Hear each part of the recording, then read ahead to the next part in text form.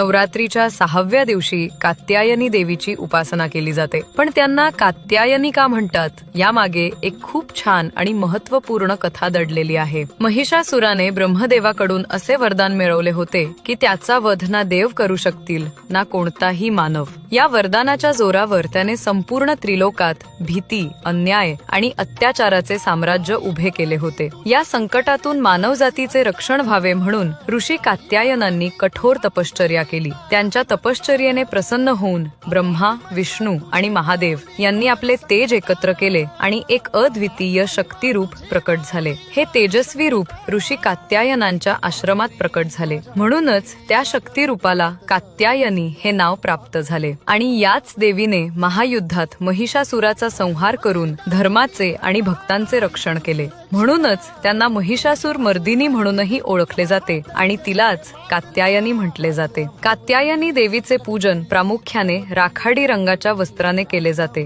कारण हा रंग शांतता, समतोल आणि स्थैर्याचे प्रतीक मानला जातो. श्रद्धेने त्यांची उपासना केल्यास जीवनात आत्मविश्वास, इच्छाशक्ती आणि विजयाची ताकद संचारते. तसेच योग्य जीवनसाथी प्राप्त होतो आणि मानसिक बळ वाढते.